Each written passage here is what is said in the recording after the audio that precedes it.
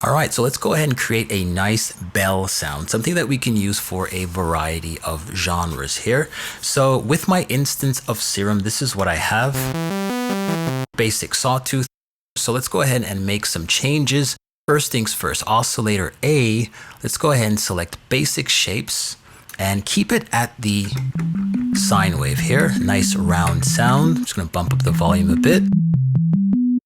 Make a duplicate. Let's save ourselves some time. Let's set oscillator B to a square wave. This is what it sounds like. Next thing would be to engage our filter. Just to get rid of some of those higher frequencies, I'm going to set mine to about 3000 Hertz.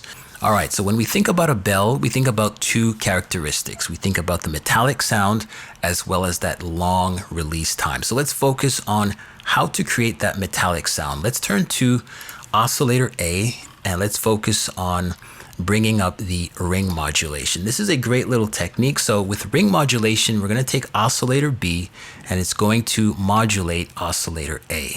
Okay, first things first, with oscillator B, I'm going to bump up my octave and let me play what this sounds like before I make any further adjustments. Okay, this is what it sounded like before. All right, so let's keep it at 2 octaves for oscillator B. And now let's start adjusting our ring modulation control.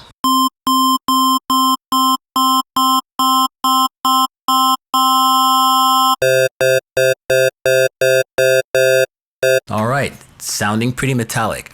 All right, so we don't need oscillator B to be filtering through our low pass filter here. And this is why we have it bypassed. So I'm just gonna lower the volume here. And despite having the level turned down for oscillator B, it will still continue to modulate oscillator A.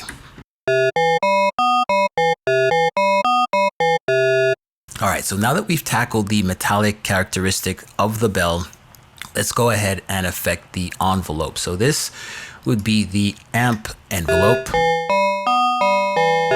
And so I'm just gonna increase the release time here. All right, I'm also gonna lower that sustain, but I will bump up my decay.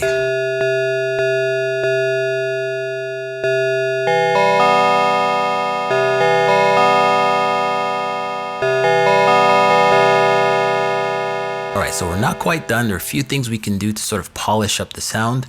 And for this, we'll turn to our effects. So let me go ahead and bring in a chorus to soften it up a little. That's a little too much.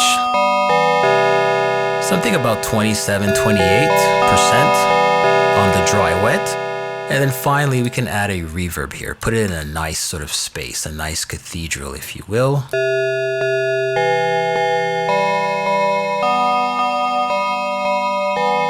And what I really like about the reverb here is that it takes away some of that edginess, right? So this is what it sounded like when the mix knob was lowered.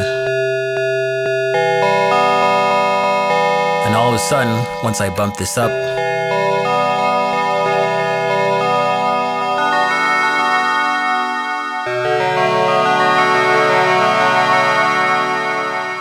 all right, so there you have it, a nice bell sound using ring modulation. I'll see you in the next video.